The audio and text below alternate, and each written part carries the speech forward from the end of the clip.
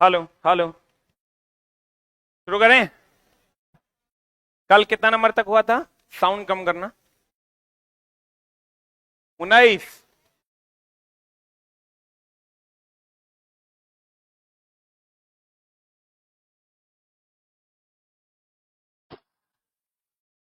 यहां से पढ़ना था ना?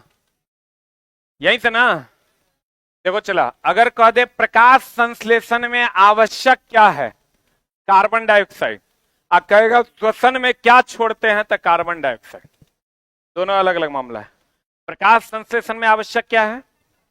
Carbon dioxide. और श्वसन में क्या छोड़ते हैं? Carbon dioxide. तो यहां जो दिया है श्वसन के द्वारा, यहां क्लियर कर दिया है। श्वसन के द्वारा हम कौन सी गैस छोड़ते हैं? Carbon dioxide. लेकिन अगर वही आप प्रकाश संश्लेषण की बात कीजिएगा, प्रकाश संश्लेषण की बात कीजिएगा तो प्रकाश संश्लेषण में आपको पता होगा CO2 प्लस H2O, ये सूर्य का प्रकाश और क्लोरोफिल ले लेगा C6H12O6 plus O2 plus H2O। आपको कहेगा प्रकाश संश्लेषण में आवश्यक क्या है? CO2। अब प्रकाश संश्लेषण का उत्पाद क्या है? O2। क्या उत्पाद है? O2। अब प्रकाश संश्लेषण के लिए आवश्यक क्या है? CO2। क्या आवश्यक है? CO2। लेकिन श्वसन का उत्पाद क्या है? CO2। अब प्रकाश संश्लेषण के लिए उत्पाद है कि रिएक्टेंट है? अरे छोटा, ई रिएक्टेंट है और ई प्रोडक्ट है। तो रिएक्टेंट कौन है? Carbon dioxide. आपको कहेगा प्रकाश संश्लेषण के लिए कौन सी गैस जरूरी है? Carbon dioxide. अब प्रकाश संश्लेषण के बाद कौन सी गैस निकलती है? ऑक्सीजन। लेकिन श्वसन में कौन सी गैस छोड़ी जाती है? Carbon dioxide. समझ में आया? इसीलिए रात में, चूंकि प्रकाश संश्लेषण रात में नहीं होता है कि आपको ऑक्सीजन मिलेगा, रात में केवल श्वसन होता है, तो आपको क्या मिलेगा? Carbon dioxide. और कार्बन डाइऑक्साइड हमारे लिए सही है कि गलत है? गलत है ना? इसलिए रात के समय पेड़ के नीचे नहीं सोना चाहिए। समझ में आ रहा है? दिन में सोइएगा कोई दिक्कत नहीं, क्योंकि दिन में ऑक्सीजन भी तो छोड़ रहा है। बोलिए। माइटोकॉन्ड्रिया का मुख्य कार्य क्या है? बताए थे, mitochondria power house of the cell, इसी को ना कहते हैं? इसको कहते हैं power house of the cell. Power house of the cell, क्या कहते हैं इसको? और ये किसका निर्माण करता है? एटीपी का। किसका निर्माण करता है? एटीपी को हम लोग ऊर्जा मुद्रा कहते हैं। एटीपी, एडिनोसाइन ट्राई फॉस्फेट का निर्माण करता है। इसी को हम लोग ऊर्जा मुद्रा कहते हैं। एटीपी का दूसरा नाम क्या है? ऊर्जा मुद्रा। एटीपी का दूसरा नाम ऊर्जा मुद्रा। माइटोकॉन्ड्रिया को क्या कहते हैं? Power house of the cell. Power house of the cell. पढ़े? बता, प्रकाश संश्लेषण के लिए किस गैस की आवश्यकता है? आवश्यकता है कि उत्पाद है? आवश्यकता ना है। मेरे जीने के लिए क्या जरूरी है? खाना की गूं? क्या जरूरी है? जो हम इनपुट देते हैं वो जरूरी है कि जो आउटपुट निकलता है वो जरूरी है? तो प्रकाश संश्लेषण का इनपुट कार्बन डाइऑक्साइड है और उसका आउटपुट क्या है? ऑक्सीजन। बोलो। रक्त किस प्रकार का उत्तक है? संयोजी में भी कैसा? तरल संयोजी उत्तक। कैसा उत्तक? तरल संयोजी उत्तक। कोई दिक्कत? हड्डी भी कैसा उत्तक है? संयोजी उत्तक का एक और एग्जाम्पल है क्या? हड्डी। भैया, रक्त में मौजूद किस प्रकार की कोशिका हीमोग्लोबिन का वहन करती है और यही ऑक्सीजन का भी ना वहन करती है?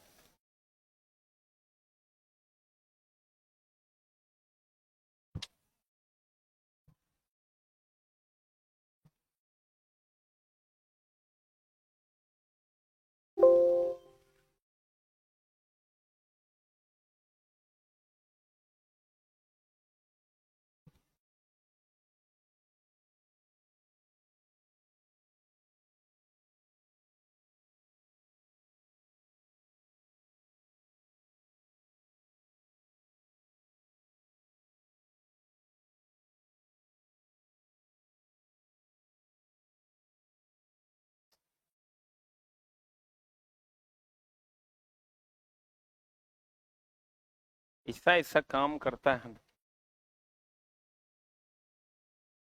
आ जाओ इधर। किसका वहन करता है? रक्त में मौजूद किस प्रकार की कोशिकाएं हीमोग्लोबिन का वहन करती हैं? कौन? बताओ। कंकाल पेशियों का मुख्य कार्य क्या है?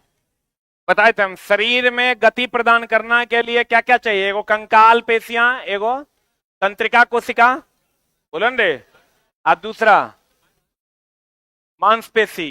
याद है? तीन उत्तक का होना जरूरी है। पेशिया उत्तक, तंत्रिका उत्तक और पेशिया उत्तक, तंत्रिका उत्तक और संयोजी उत्तक। संयोजी उत्तक में कौन आएगा? हड्डी। सही है ना? कल ही पढ़ा दिए।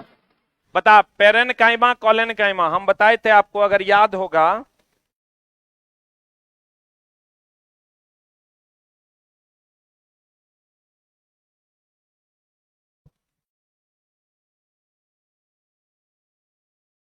अगर आपको याद होगा,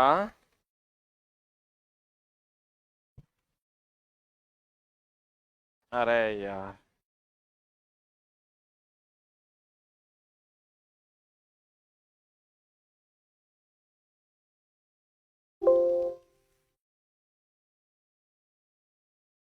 देखो कल हम आपको पढ़ाए थे उत्तक के प्रकार। हम बोले थे आपको इस टाइप के क्वेश्चंस पूछे जाते हैं।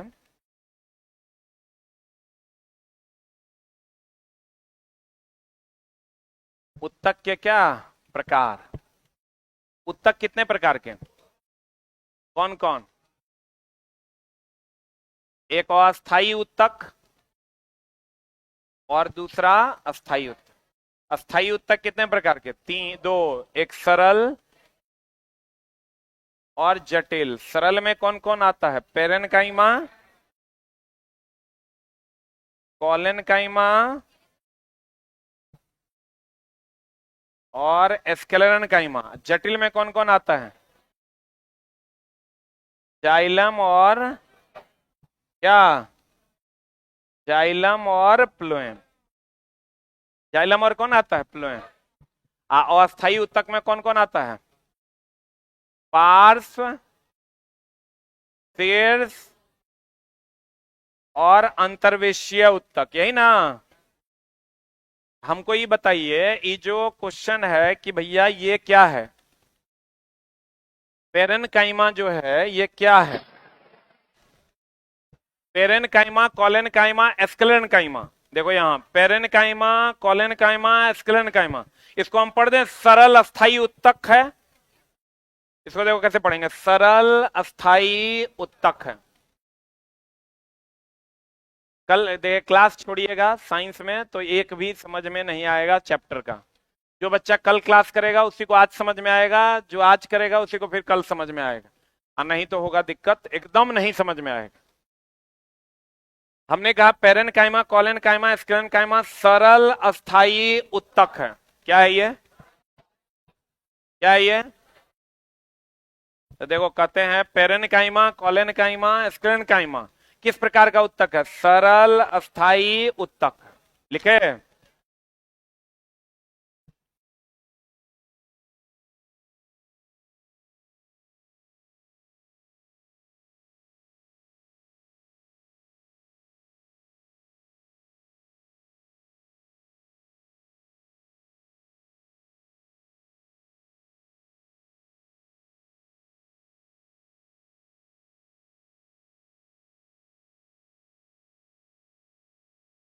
हो गया?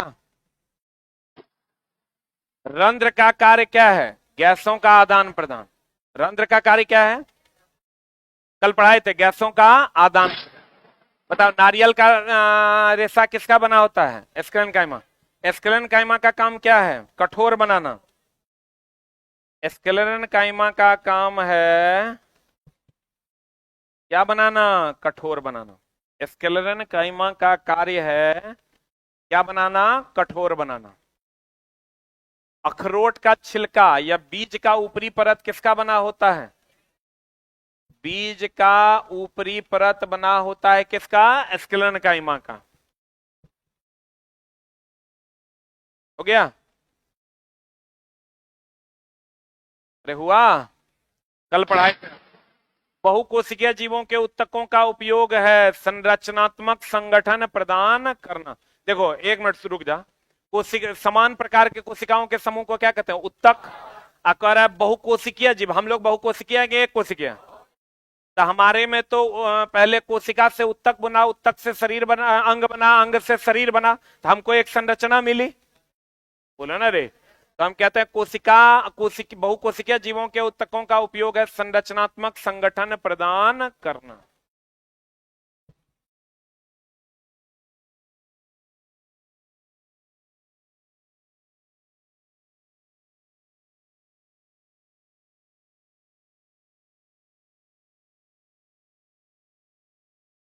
हो गया? हम भोजन ऊर्जा के रूप में क्यों प्रयोग करते हैं? जीवन के लिए आवश्यक गतिविधि के लिए। कभी कभी क्वेश्चन पूछता है कि भोजन में नमक क्यों डालते हैं? भोजन में नमक डालते हैं किसके लिए? स्वाद के लिए। कभी कभी क्वेश्चन पूछता है भोजन में बेकिंग सोडा क्यों डालते हैं? भोजन में बेकिंग सोडा डालते हैं जल्दी पकाने के लिए। जल्दी पकाने के लिए भोजन में नमक क्यों डालते हैं? स्वाद के लिए। भोजन में बेकिंग सोडा क्यों डालते हैं? जल्दी पकाने के लिए। भोजन में नमक क्यों डालते हैं? स्वाद के लिए। भोजन में बेकिंग सोडा क्यों डालते हैं? जल्दी पकाने के लिए।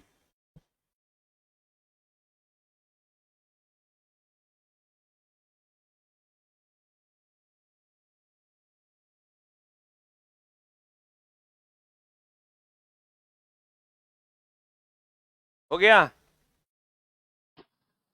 तो कार्य के लिए किस प्रकार की ऊर्जा की आवश्यकता है? हम लोग जो कार्य, यही सब क्वेश्चन पूछ देता है बच्चा, कहता आउट ऑफ सिलेबस पूछ दिया, पूछा हुआ क्वेश्चन है। कार्य जो हम लोग करते हैं तो हमारे पेशियों की ऊर्जा काम आती है कि नहीं? तो कार्य के लिए पेशीय ऊर्जा की आवश्यकता। हम लोग नए चैप्टर में प्रवेश किए हैं जिसका नाम है कार्य और ऊर्जा। अब देखो चला, एक बार हम उत्तक को बढ़िया से फिर से पढ़ा देते हैं, ध्यान से देख लो। हमने कहा कल भी पढ़ाए थे, समान प्रकार के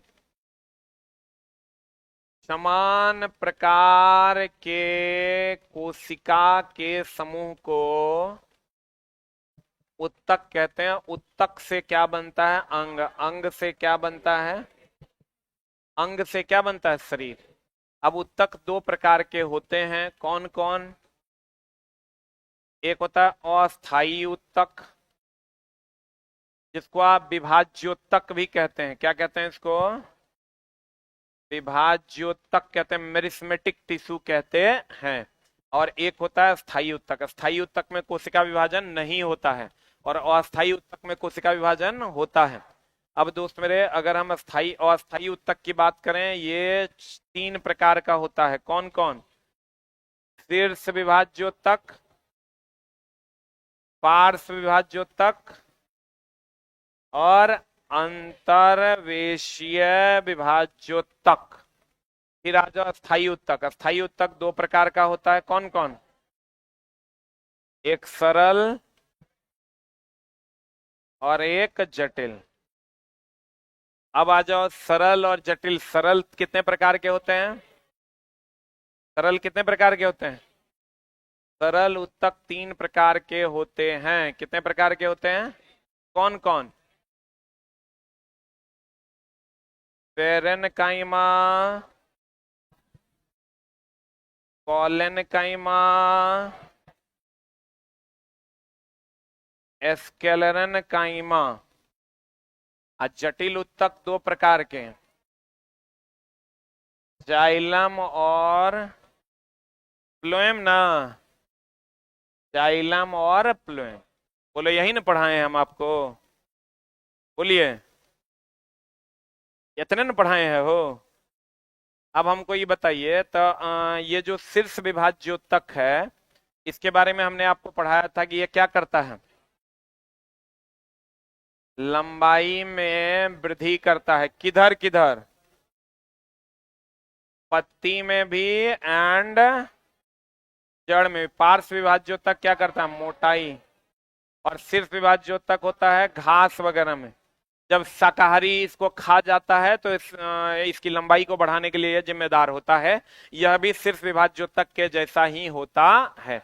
उसके बाद हमने पढ़ाया आपको पेरेन्काइमा, कॉलेनकाइमा, एस्क्लेरनकाइमा। पेरेन्काइमा प्रकाश संश्लेषण में भोजन संग्रह, प्रकाश संश्लेषण में भोजन संग्रह। कॉलेनकाइमा क्या बनाता है? लचीला बनाता है। और एस्क्लेरनकाइमा क्या बनाता है?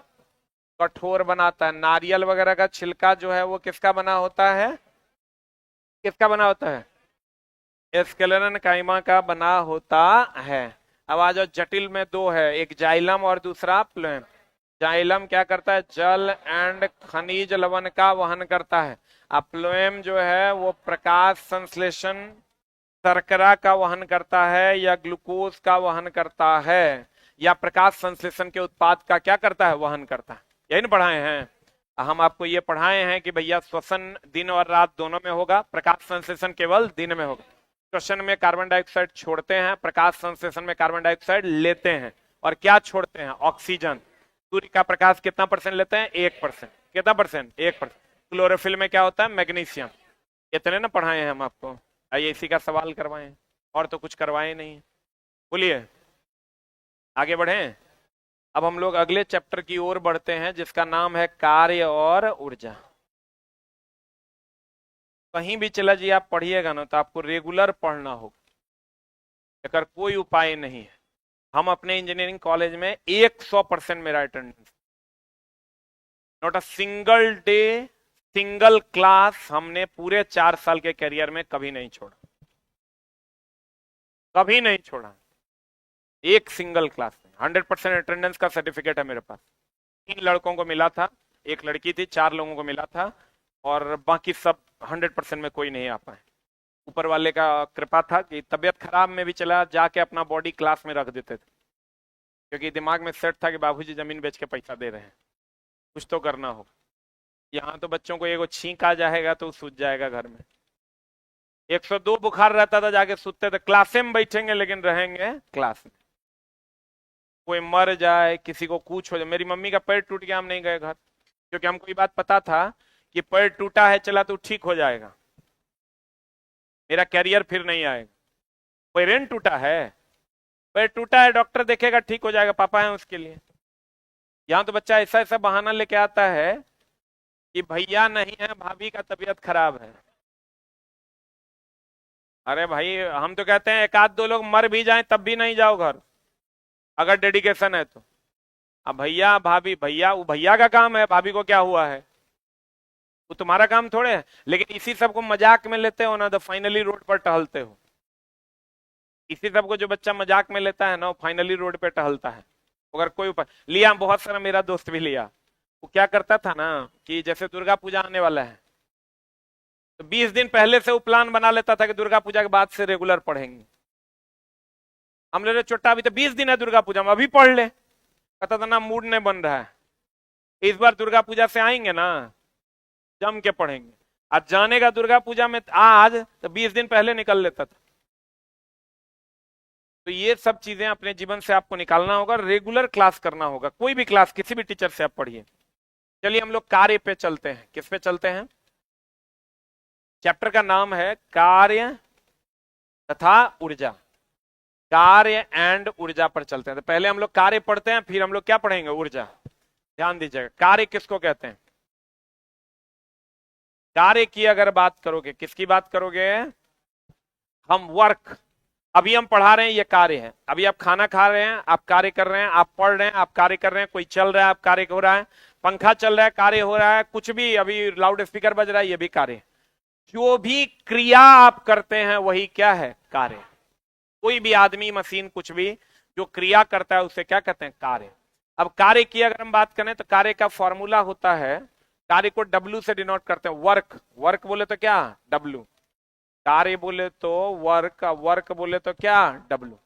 अब ध्यान देना, W बराबर फॉर्मूला होता है Fs cos थीटा। क्या होता है फॉर्मूला? W बराबर फॉर्मूला क्या होता है? Fs cos theta. क्या होता है फॉर्मूला? अब कहोगे ये ऐप क्या है? जैसे आप मान लीजिए ये ट्रॉली आप खींच रहे हैं, ये एफ है, इधर विस्थापन हो रहा है तो ये एस है, और ये क्या है, थीटा है। हम मान लीजिए कोई ट्रॉली बैग जानते हैं? अरे ट्रॉली नहीं जानते? मान लीजिए ट्रॉली हम ऐसे खींच रहे हैं, तो इधर ऐसे बल लग रहा है और ट्रॉली इधर विस्थापित हो रहा है। बोलन रे, आई दोनों के बीच का कोण क्या है, थीटा। तो डब्ल्यू बराबर होता है एफ एस कॉस थीटा।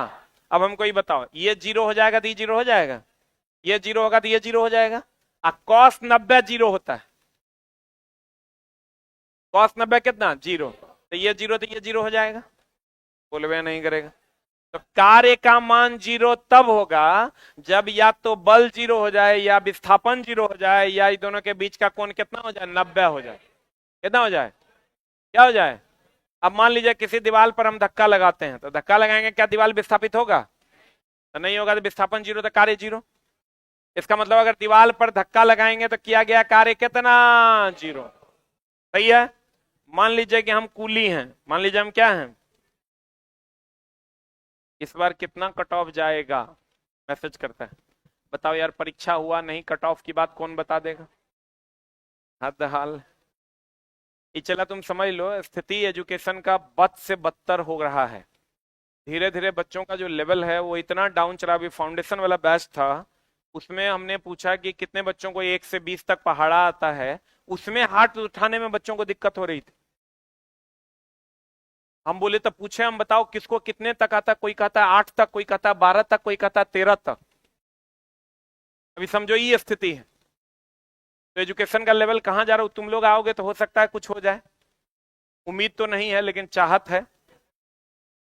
अगर मान लो कि हम जा रहे हैं और हम कूली हैं, हम ऐसे जा रहे हैं ना, बोलन रे, तो हमारे ऊपर बल नीचे की ओर लग रहा है और विस्थापन इधर हो रहा है। दोनों के बीच का कोण कितना है, जीरो है। ये हम हैं, ये कूली, हम मान लो हम कूली हैं और हम बोझा लेकर जा रहे हैं, नीचे की ओर बल लग रहा है, इधर की ओर विस्थापन लग रहा है, दोनों के बीच का कोण 90 डिग्री ना है। तो किया गया कार्य कितना है, जीरो। किया गया कार्य कितना है, नहीं समझा? अगर बल नीचे की ओर लग रहा है, विस्थापन इधर हो रहा है, तो थीटा 90 होगा, कॉस 90 कितना, जीरो। तो किया गया कार्य कितना हो जाएगा, जीरो। यानी अगर कोई कुली बोझा लेकर जा रहा है तो किया गया कार्य कितना हो जाएगा, जीरो। बोलो। लेकिन किसी कुली कोई बात कहना तो कार्य जीरो हो गया, पैसा नहीं देंगे, थीटा तो 90 है। ऐसा हो सकता है? अब देखो दोस्त मेरे कि लेकिन साइंस कहता है कि कार्य जीरो हुआ, वो अपनी जो ऊर्जा खपत किया उसके बदले उसको पैसा मिलना चाहिए। बोलो रे, कार्य का अगर हम बात करें तो किसी दीवार पर धक्का लगाएंगे, कार्य क्या हो जाएगा, जीरो। अब बताओ, हम यहां से गए दिल्ली, अब दिल्ली से फिर यहां आ गए, तो मेरा विस्थापन जीरो, तो विस्थापन जीरो तो कार्य जीरो। सीढ़ी पे चढ़े, चढ़ के उतर गए, तो विस्थापन जीरो ना। जहां थे वहीं आ गए तो मेरा विस्थापन हुआ, तो विस्थापन जीरो, तो कार्य का मान क्या हो जाएगा, जीरो। बोलो। कॉस 180 -1 होता है, कॉस 180 -1 होता है। बताओ 180 कब होगा, जब दोनों एक दूसरे के विपरीत होगा तभी ना 180 होगा। यानी बल और विस्थापन अगर एक दूसरे के विपरीत होगा तो किया गया कार्य कॉस 180 हो जाएगा, दोनों के बीच का कोण। और कॉस 180 माइनस होता है तो कार्य भी माइनस हो जाएगा। इसका मतलब कार्य भी ऋणात्मक भी होता है, जीरो भी होता है, धनात्मक भी होता है। लेकिन ये बल जो घर्षण गति के विरोध में जो बल लगता है उस बल को कहते हैं घर्षण बल। कौन बल कहते हैं? तो इसका मतलब घर्षण बल के द्वारा किया गया कार्य धनात्मक की ऋणात्मक? ऋणात्मक होगा, क्योंकि बल और विस्थापन के बीच का कोण है थीटा, और यहां 180 हो जाएगा, कॉस 180 माइनस टी माइनस हो जाएगा। बोलवे नहीं करेगा।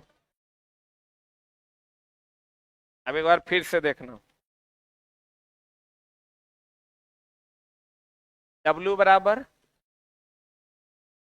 एफ एस कॉस थीटा, और हमको पता है कॉस 90 होता है जीरो, और कॉस जीरो होता है 1, और कॉस 180 होता है -1। आपको पता है ना ये? अरे इतना मैथ तो जानते ही होंगे। कोई बात नहीं, नहीं जानते हैं तो भी चलेगा, अभी आप जान लीजिए कितना होता है, ठीक ना। अब देखो, यहां अगर एफ एस कॉस थीटा में ये अगर थीटा 90 डिग्री हो जाएगा तो थीटा 90 हो जाएगा, तो कार्य का मान कितना हो जाएगा, जीरो होगा।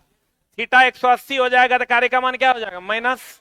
और एक चीज बताइए दोस्त मेरे, अगर दोनों सेम दिशा में जाएगा, बल भी और विस्थापन भी, तो थीटा का मान हो जाएगा 0 डिग्री। और दोनों विपरीत दिशा में जाएगा, बल और विस्थापन दोनों विपरीत होगा, थीटा का मान कितना है, 180। ये जो बल है जो गति के विपरीत, इधर गति है, इधर जिधर गति होगा उधर ना विस्थापन। अरे हम विस्थापित उधरे न होंगे जिधर मेरा गति होगा। तो हमको ये बताइए, ये जो बल है ये कौन बल है? इसका मतलब आप ये कह सकते हैं घर्षण बल के द्वारा किया गया कार्य ऋणात्मक की धनात्मक, क्या ऋणात्मक। और बल और विस्थापन के बीच का कोण 90 डिग्री होगा तो कार्य का मान कितना, कितना।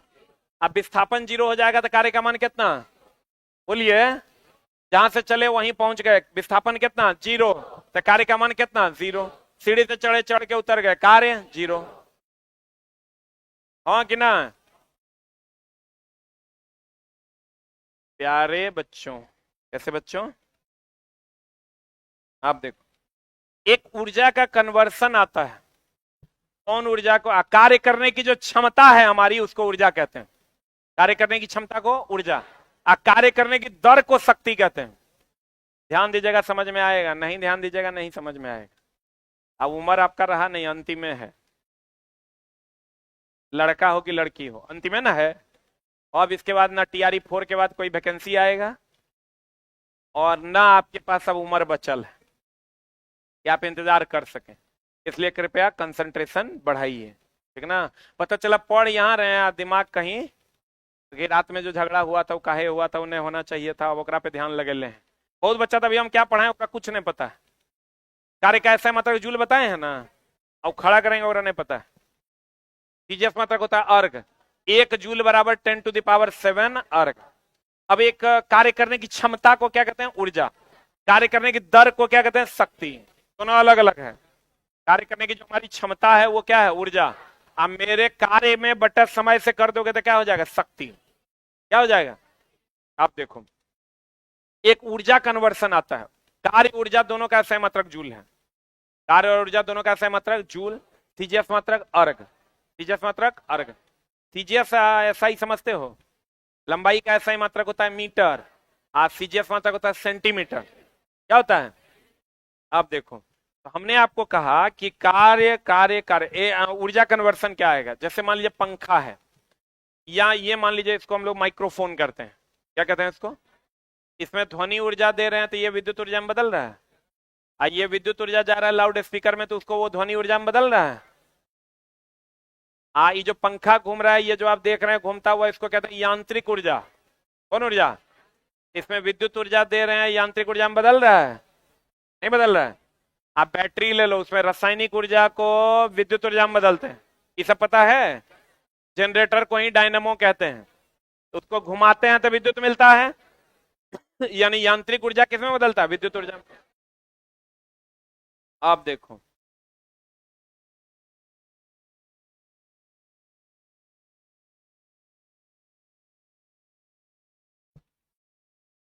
कार्य करने के लिए किस प्रकार की ऊर्जा की आवश्यकता है, पेशियों ने। ये गलत स्टेटमेंट है, यहां होना चाहिए मनुष्य को कार्य करने के लिए। अब भाई मशीन को कार्य करने के लिए पेशिया ऊर्जा की जरूरत थोड़े है, लिख लो मनुष्य को कार्य करने के लिए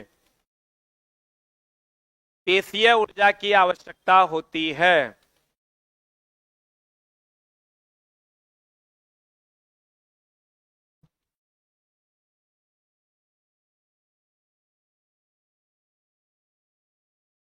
हो गया,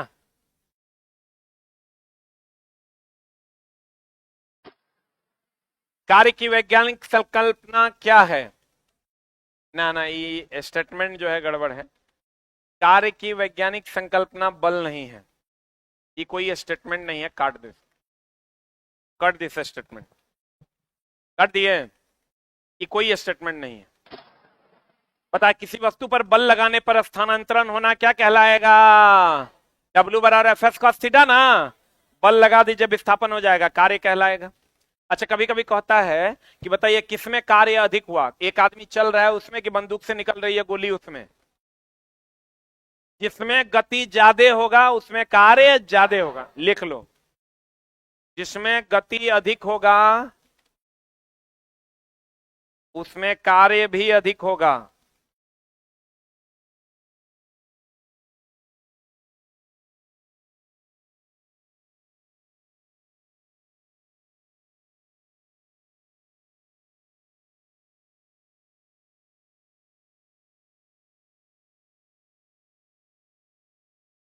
हो गया?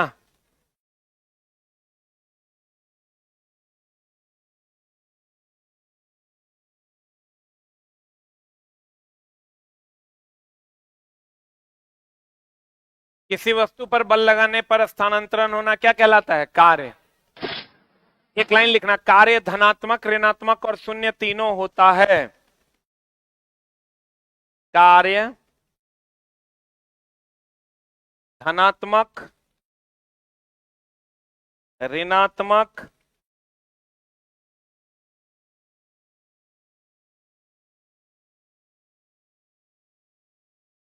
और शून्य।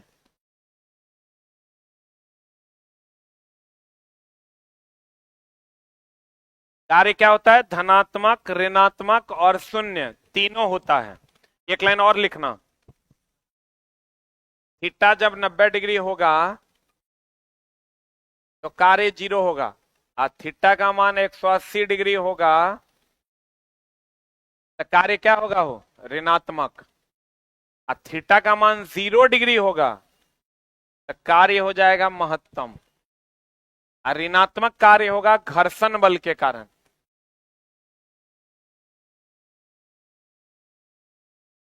ऋणात्मक कार्य किसके कारण होगा? घर्षण बल के कारण। थीटा 90 होगा, कार्य 0, थीटा 180 होगा, कार्य ऋणात्मक, थीटा 0 होगा, कार्य महत्तम। और ऋणात्मक कार्य किसके कारण होगा? घर्षण बल के कारण। घर्षण बल के कारण किया गया कार्य क्या होगा? ऋणात्मक।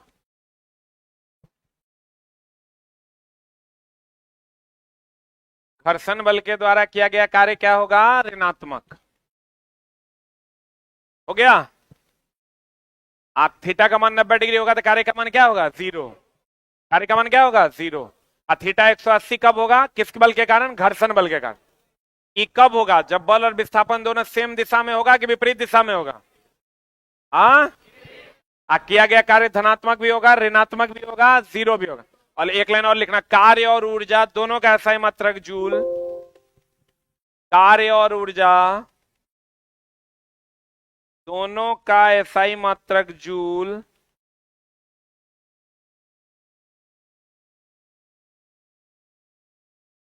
और CGS मात्रक अर्घ है। और दोनों अदिश राशि हैं। कार्य और ऊर्जा दोनों का SI मात्रक जूल, CGS मात्रक अर्घ है।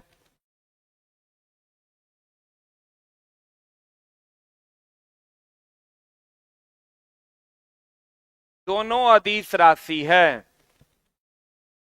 दोनों कौन राशि है? अदिश राशि। दोनों कौन राशि है? अदिश राशि।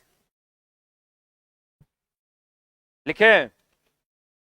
अब बताइए, किसी पुस्तक के वो ऊपर उठाने में कार्य क्या कहलाता है? न, ये स्टेटमेंट भी गड़बड़ है। गड़बड़ है, काट दो, स्टेटमेंट का सेंस नहीं है। अब देखो, यहां एक क्वेश्चन पूछता है, खूब पूछ रहा है आजकल, W बराबर हम क्या बोले आपको? FS cos theta. अगर थीटा नहीं दिया हुआ रहे तो W बराबर क्या हो जाएगा? FS। W बराबर, बताओ, कार्य कैसे मतलब जूल होता है? यहां हम लिख दें 1 जूल बराबर 1 न्यूटन। 1 जूल बराबर 1 न्यूटन इंटू 1 सेकेंड। हाँ, सेकेंड की मीटर। अरे विस्थापन का SI मात्रक क्या होता है? मीटर। अब बल का SI मात्रक न्यूटन, कार्य का SI मात्रक जूल। इसको लिख सकते हैं 1 जूल बराबर 1 न्यूटन इंटू 1 मीटर। कुलबे नहीं करेगा। इस टाइप के सवाल भी पूछे जाते हैं। कहेगा जूल किसका किसका गुणनफल है? कहेंगे न्यूटन और मीटर का। जूल किसका किसका गुणनफल है? न्यूटन और मीटर का।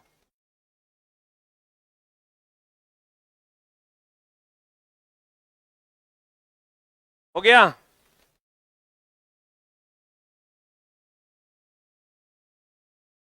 लिखे।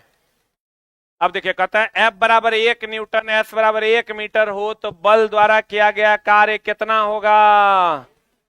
1 न्यूटन मीटर। इसी को क्या कहेंगे? 1 जूल। क्या कहेंगे इसको?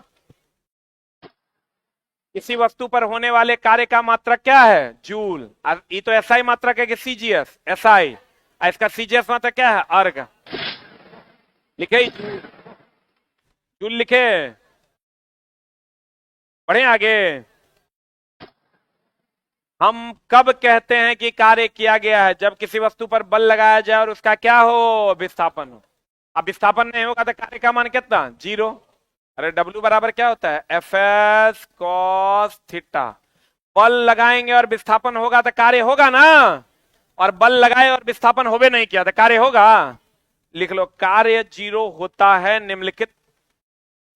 कार्य 0 होता है, लिख के डैश दो। कार्य 0 होता है।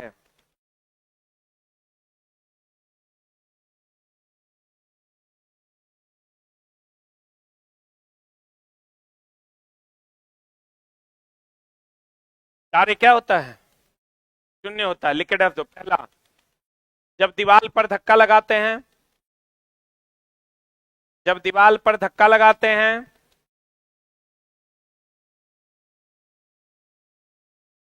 दूसरा, जब कूली बोझा लेकर जाता है, दूसरा, जब कूली बोझा लेकर जाता है,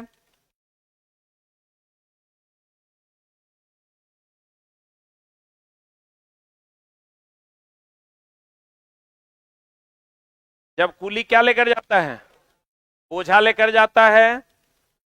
लिखे, हाथ में पकड़े हुए पत्थर, हाथ में पकड़ ऐसे ऐसे देखिए, हाथ में ऐसे पत्थर पकड़े हुए हैं तो विस्थापन हो रहा है। हम कहीं हिल डोल रहे हैं तो कार्य का मान कितना होगा? 0। हाथ में पकड़े हुए पत्थर,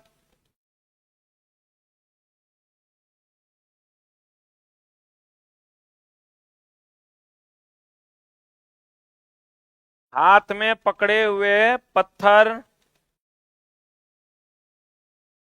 हाथ में पकड़े हुए पत्थर, इस सब में कार्य का मान क्या होगा? 0। सीढ़ी से चढ़कर उतर जाना, सीढ़ी से चढ़कर उतर जाना,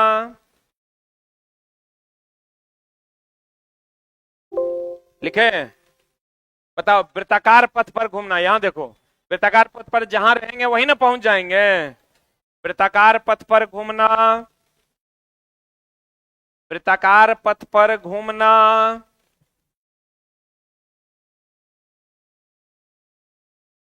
वृत्ताकार पथ पर घूमना, इस सब में कार्य क्या हो जाएगा? 0।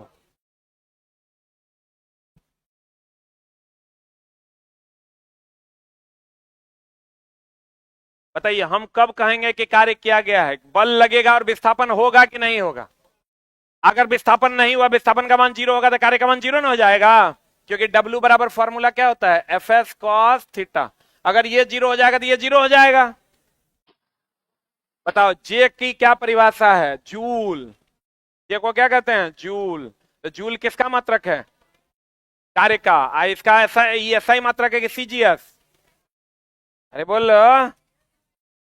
ये हमेशा ध्यान रखना, कार्य, ऊर्जा, ऊष्मा, इस सब का एसआई मात्रक जूल, सीजीएस मात्रक अर्घ है। सभी प्रकार का कार्य, सभी प्रकार की ऊर्जा का 1 जूल बराबर होता है 10⁷ अर्घ। और एक अर्घ बराबर बताओ तो कितना हो जाएगा?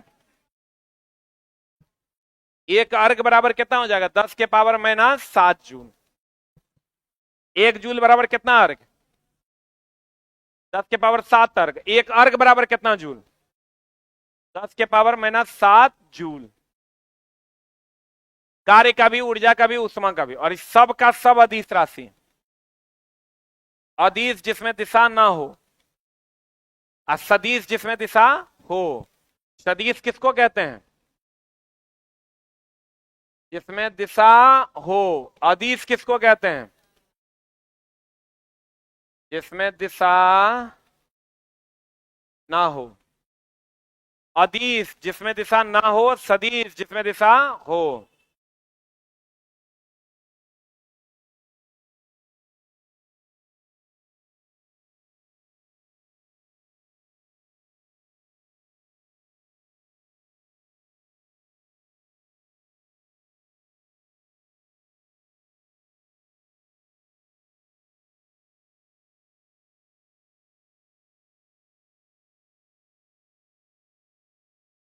हो गया।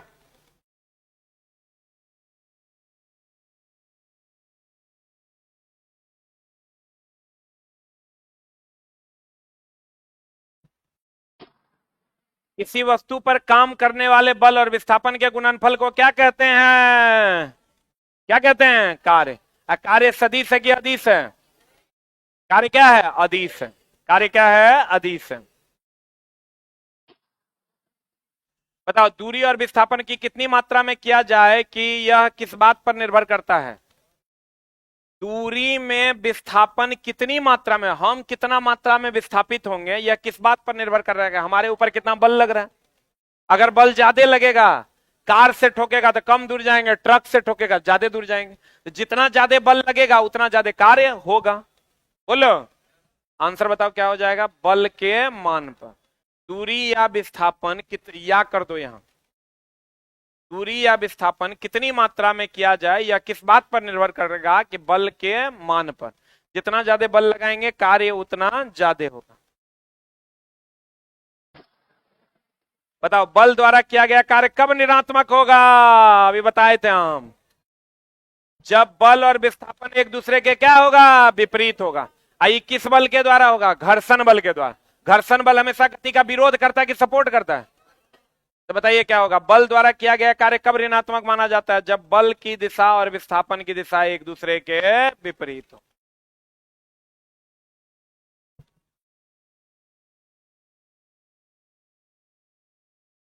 और ये किस बल के कारण होगा? कौन बल के कारण होगा? घर्षण बल के कारण होगा।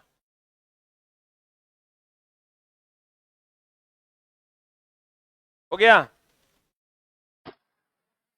ऊर्जा के किन किन स्रोतों का वर्णन किया गया है? ढेरी स्रोत है। देखो ई नहीं पूछेगा, कट दिस लाइन।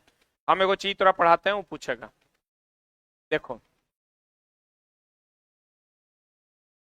ऊर्जा दो प्रकार का होता है, एकदम खूब पूछता है ये क्वेश्चन। नवनीकरणीय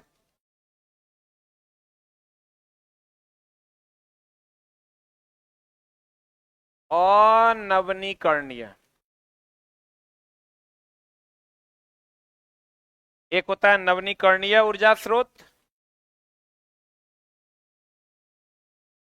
अरे यार, और एक होता है अनवनीकरणीय। नवीन मतलब नया, नवीन मतलब नया। नवनीकरणीय ऊर्जा स्रोत जो होता है ये गैर परंपरागत है कि परंपरागत है? हाँ, गैर परंपरागत है। और ये क्या है? क्या है ये? परंपरागत। अनवीन है मतलब जो नया नहीं है, पहले देख लो तब लिखना। अनवीन है मतलब जो नया नहीं है, मतलब पुराना है। बोलन रे। नवीन मतलब नया, नवीन मतलब नया। अब देखो, नवीन ऊर्जा का स्रोत वही है जो समाप्त नहीं होगा। हम लोग अब नए उस ऊर्जा के स्रोत की ओर जा रहे हैं। नवीनीकरणीय मतलब नया, जो परंपरागत नहीं हो, जो अब अभी हम लोग यूज कर रहे हैं। अभी हम लोग उस ऊर्जा स्रोत की ओर जा रहे हैं जो कभी समाप्त नहीं होगा। फॉर एग्जाम्पल, जो समाप्त नहीं होगा, जो समाप्त नहीं होगा। और परंपरागत ऊर्जा का स्रोत है जो क्या होगा? चला, समाप्त होगा। समाप्त होगा। एक एग्जाम्पल देखो, क्या सूर्य की ऊर्जा कभी समाप्त होगी? हम लोग अब उसी की ओर जा रहे हैं, इसलिए अब सोलर पैनल की बात हो रही है। जीरो इलेक्ट्रिक बिल की बात हो रही है मोदी जी के द्वारा कि जीरो इलेक्ट्रिक बिल आएगा। अब किसी इस बार के प्रचार का मेन मुद्दा वही था, लेकिन मुद्दा किसी को पता नहीं चला। हर जगह पोस्टर लगा था जीरो इलेक्ट्रिक बिल। उस पर सरकार का ये कहना था, सेंट्रल गवर्नमेंट का, कि हम आपको सोलर पैनल, बैटरी में सरकार ने टैक्सेस कम कर दिए, सोलर पैनल पे सब्सिडी बढ़ा दिया कि आप सोलर पैनल लगाइए, आपको कोई बिजली बिल नहीं आएगा। अभी हमारे संस्थान का बिजली बिल है 4 लाख रुपया। कितना? 4 लाख पर मंथ, पूरे चारों सेंटर मिला के। महीना करने तो साल के, चारों सेंटर मिला के 4 लाख रुपया पर मंथ का बिल आता है। 600 कंप्यूटर चल रहा है, 400 कंप्यूटर टेस्ट में, 200 कंप्यूटर लगभग कंटेंट में। इधर ये सब जोड़ के 27 को क्लासरूम है, सब मिला के 600 मतलब 4 लाख रुपया पर महीने का बिल आता है। चारों सेंटर मिला के 1-1 लाख रुपया लगभग। इस सेंटर का 1,25,000 के आसपास है, तो किसी का 75,000 है, किसी का 25,000 है।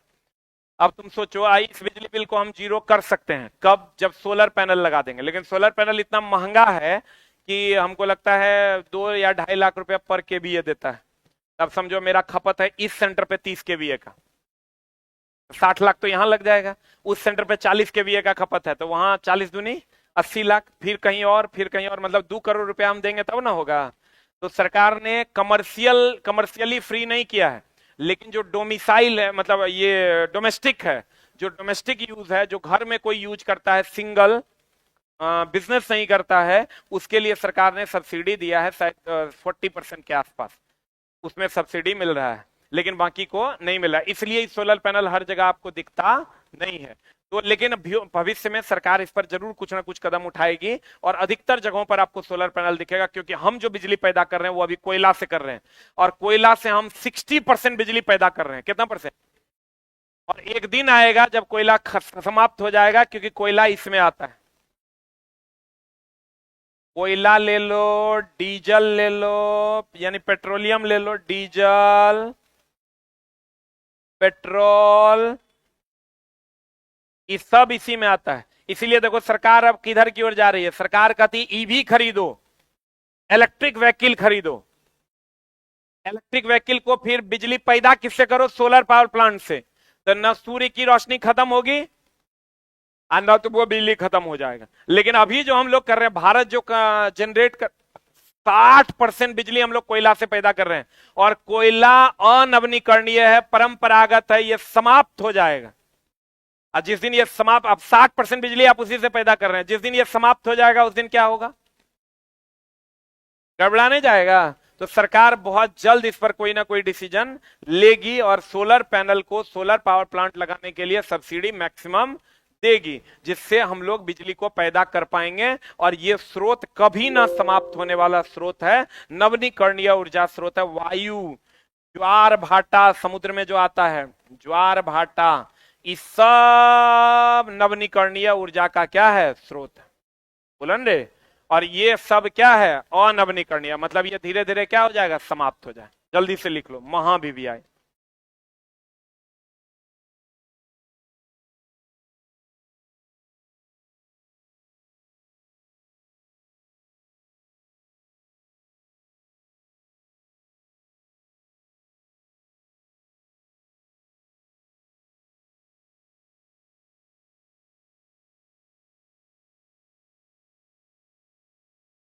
अगले महीने से 125 यूनिट का तो मेरे पास भी मैसेज आया है। 125 यूनिट आपका बिजली फ्री हो जाएगा। हमको लगता है थोड़ा जितना देर पढ़ाएंगे उतना में 125 यूनिट के बिल आ जाएगा। चलो तुम लोग तो आके पढ़ लेता है कभी। तो ये पूरा सिस्टम चलाने के लिए हर महीने लगभग 20 लाख रुपया चाहिए, तभी सिस्टम खड़ा रहेगा। हमको तो कभी कभार डर लगता है कहीं कोई ना दिन बीमार पड़ जाएंगे तो अगला महीना पैसा कहां से लाएंगे जो इसको देंगे। आज सरकार 18% जीएसटी लेती है, वो अलग। एक दिन लेट होता है ना तो जीएसटी डिपार्टमेंट से फोन आता है। एक दिन खाली जीएसटी सरकार जितना ले रही है वो छोड़ दे तो हम सबका फीस आधा कर देंगे। जीएसटी और इनकम टैक्स सरकार छोड़ दे, हम जिस बैच को 100 टका में पढ़ाते हैं उसको 50 टका में पढ़ा दें। 48% सरकार लेती है पैसे का। हो गया। नवीकरणीय गैर परंपरागत, जो ऊर्जा नहीं होगा, जो समाप्त होगा कि नहीं होगा?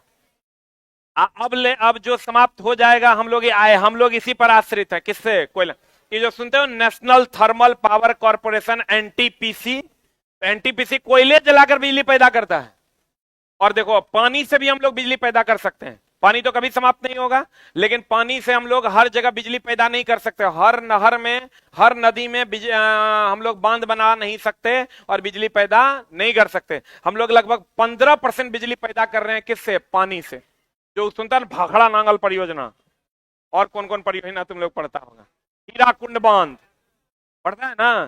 तो इससे हम लोग कितना परसेंट बिजली पैदा कर रहे हैं? 15%। तुमको क्वेश्चन पूछेगा सबसे ज्यादा बिजली पैदा कर रहे हैं किससे? किससे?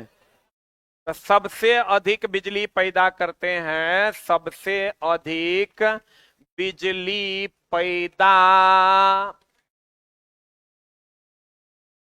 पैदा करते हैं कोयला से। इसको हम लोग क्या कहते हैं? Thermal power plant. क्या कहते हैं इसको? Thermal power plant. क्या कहते हैं इसको? Thermal power plant. कितना परसेंट? 60 से 65%। Is very very important. और जल से कितना? जल से 15%। और नाभिकीय ऊर्जा से 5% से कम।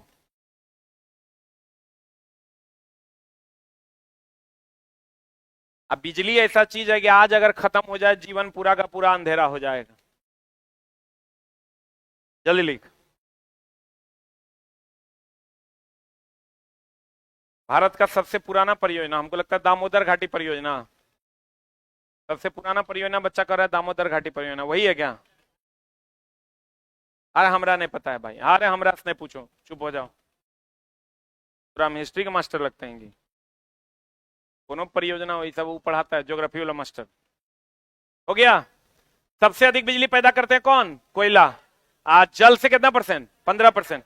और नाभिकीय ऊर्जा से 5%। यही विकसित देश जब चले जाओगे, अमेरिका, जापान, ये सब ज्यादा बिजली पैदा करता है इससे। किससे? नाभिकीय ऊर्जा। हमारे यहाँ भी है, महाराष्ट्र में तारापुर में वगैरह, कैगा वगैरह कहाँ कहाँ है, गुजरात के नरोरा वगैरह में है। तो वहां हम लोग भी नाभिकीय ऊर्जा से बिजली पैदा कर रहे हैं, लेकिन हम लोग वो टेक्नोलॉजी ला ही नहीं पाए कि अल्फा बीटा गामा किरण को कंट्रोल कैसे करें। इसलिए हम लोग इससे बिजली पैदा नहीं कर पा रहे हैं। हम लोग एकदम आराम से कोयला में आग लगाते हैं और टरबाइन घुमाते हैं, जनरेटर डायनेमो घूमता है और बिजली पैदा करते हैं। लेकिन ये बहुत दिन तक चलेगा नहीं। लेकिन अभी हमारे पास उतना रिसोर्सेस है कि आगे हमको अभी 50 साल तक दिक्कत नहीं होना।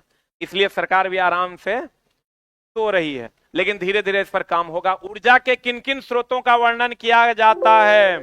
भैया ये लाइन ही गलत है। ऊर्जा के दो प्रकार के स्रोत हैं, एगो नवनीकरणीय, एगो अनवनीकरणीय। नवनीकरणीय मतलब जो नया हुआ, नया हो मतलब समाप्त होने वाला हो कि ना होने वाला। ऊर्जा की मात्रा की माप किस इकाई में करते हैं? जूल में। जो लाइन बोल रहे हैं काट दो मतलब काट दो।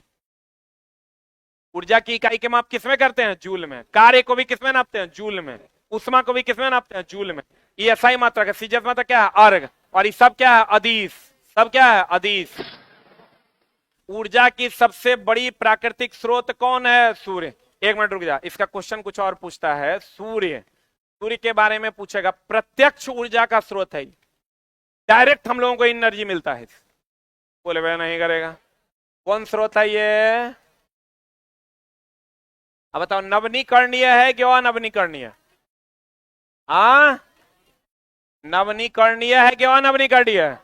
कभी कभी क्वेश्चन पूछता अक्षय ऊर्जा का स्रोत कौन है? अक्षय मतलब जो क्षय नहीं होने वाला, अमर हो। अक्षय ऊर्जा स्रोत कौन है? सूर्य है। प्रत्यक्ष ऊर्जा स्रोत कौन है? सूर्य है। सूर्य की उष्मा पृथ्वी तक पहुंचती है कितना समय में? ये तो पता होगा ना। 8 मिनट 20 सेकंड में सूर्य की उष्मा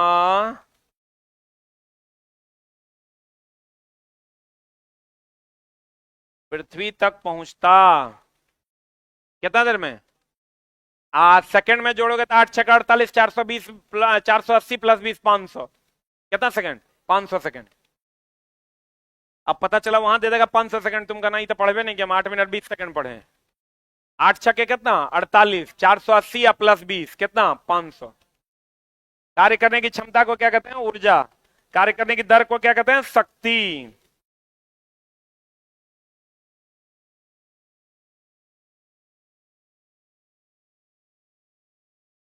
हो गया? नवनीकरणीय है क्या अनवनीकरणीय है? अब बताओ, ज्वार भाटा जो समुद्र में होता है वो कभी खत्म होगा? 71% जल है, तो कैसे खत्म होगा? कभी नहीं खत्म होगा। तो वो नवनीकरणीय है क्या अनवनीकरणीय? नवनीकरणीय। अब कोयला जो है वो खत्म हो जाएगा, अनवनीकरणीय। अनवनीकरणीय मतलब परंपरागत की गैर परंपरागत? परंपरागत जो पहले से आ रहा है, पहले से जो आ रही हैं चीजें वो क्या हो जाएंगे? समाप्त। क्या हो जाएंगी? कहते हैं प्रत्यक्ष ऊर्जा स्रोत है नवनीकरणीय। अक्षय ऊर्जा का स्रोत है 8 मिनट 20 सेकंड। सूर्य की ऊष्मा पृथ्वी तक पहुंचती है। हाँ जी। भूमिगत जल का तो कोई ऊर्जा का रूप में हम लोग यूज ही नहीं कर रहे हैं। कहाँ यूज कर रहे हैं बता? कर रहे हैं क्या? लेकिन भूमिगत जल तो समाप्त होने वाला है, ये ऐसा कहीं पर कोई वैज्ञानिक रिसर्च नहीं आया है। आएगा तो हम बताएंगे। समाप्त होने वाला है क्या? हो गया आज तक? चला, ऐसा कोई रिसर्च मेरे पास आया नहीं है, गरीब आदमी है, नहीं पढ़े हैं। लेकिन भूमिगत जल का स्तर कम हो रहा है, ये सुने हैं। हाँ जी बोलिए। बिहार पुलिस में पूछा था, क्या पूछा था? किस प्रकार की ऊर्जा है? नवनीकरणीय और नवनीकरणीय। तो ये कभी नहीं समाप्त होने वाला है, नवनीकरणीय है।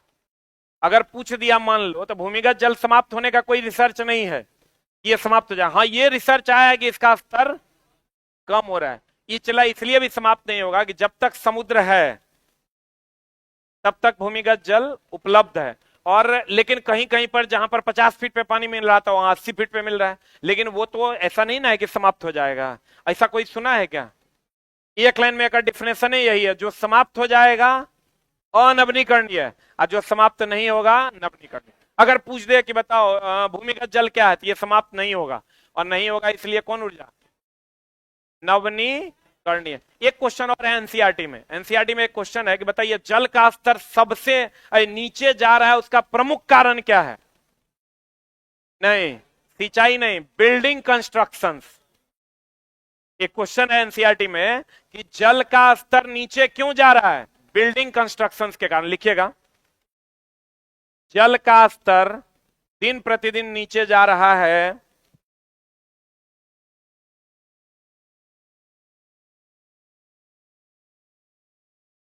जल का स्तर दिन प्रतिदिन नीचे जा रहा है, उसका कारण है नई इमारतों का बनना। उसका कारण क्या है? नई इमारतों का बनना। बताओ, तो जल का प्रदूषण कैसे आप चेक कीजिएगा? क्वेश्चन आता है आपका, जल प्रदूषण हम कैसे चेक कर सकते हैं? ऑक्सीजन की मात्रा से। ऑक्सीजन की मात्रा कम है तो जल प्रदूषित है, ऑक्सीजन की मात्रा ज्यादा है तो जल प्रदूषित नहीं है। इसको टेस्ट करते हैं बीओडी टेस्ट से, बायोलॉजिकल ऑक्सीजन डिमांड टेस्ट। लेकिन हाँ, जल की मात्रा, हाँ, जल में प्रदूषण की मात्रा, जल में प्रदूषण की मात्रा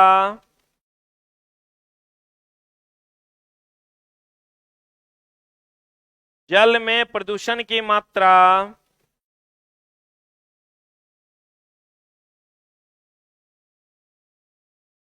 जल में प्रदूषण की मात्रा ऑक्सीजन की मात्रा पर निर्भर करता है।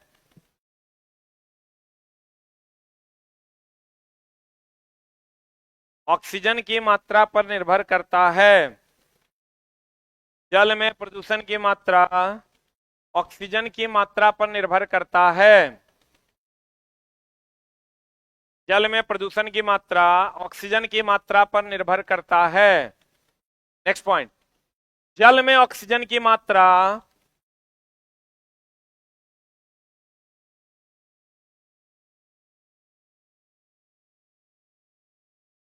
जल में प्रदूषण की मात्रा ऑक्सीजन की मात्रा बीओडी टेस्ट, बोर्ड पर लिखा हुआ है, BOD biological oxygen demand test से किया जाता है।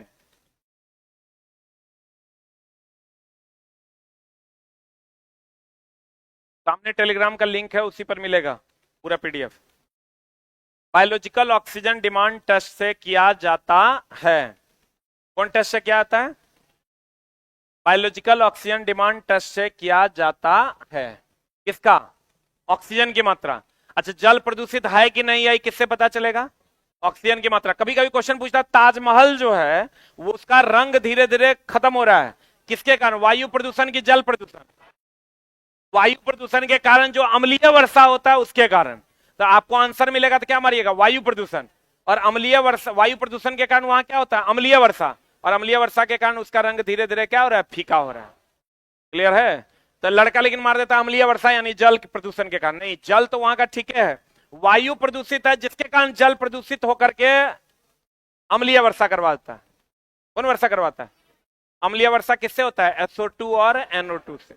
SO2 और NO2। अभी बिहार पुलिस में पूछा है SO2 और किससे? NO2।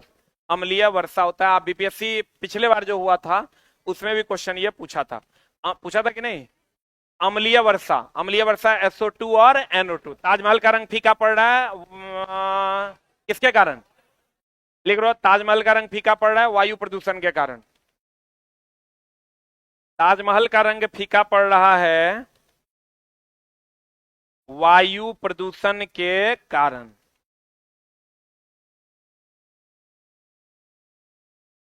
वायु प्रदूषण के कारण ताजमहल का रंग फीका पड़ रहा है किसके कारण? वायु प्रदूषण के कारण। ताजमहल का रंग फीका पड़ रहा है किसके कारण? वायु प्रदूषण का। अम्लीय वर्षा किसके कारण होता है? SO2 और NO2। या नहीं और या की और SO2 और NO2 के कारण। क्लियर है? और जल प्रदूषित है कि नहीं किससे पता चलेगा? ऑक्सीजन से। और एक चीज और पूछता है, मछलियां जो है या जलीय जीव तेजी से सांस क्यों लेते हैं? क्योंकि उसमें ऑक्सीजन, जल में ऑक्सीजन कम है। और एक और क्वेश्चन पूछता है, पादप जो है कम भोजन पर कैसे जिंदा रहते हैं? क्योंकि उसकी बाह्य त्वचा मृत होती है, बाहर का जो छाल होता है वो क्या होता है? मृत होता है। ये दोनों क्वेश्चन पूछता है। जलीय जीव तेजी से सांस क्यों लेते हैं?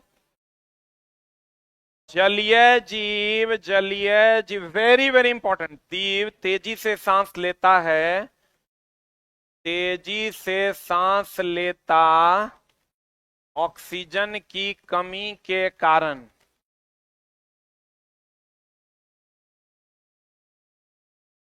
जलीय जीव तेजी से सांस लेता किसकी कमी के कारण? ऑक्सीजन की कमी। अब पौधे कम भोजन पर जिंदा रहते हैं, कम भोजन पर जिंदा रहते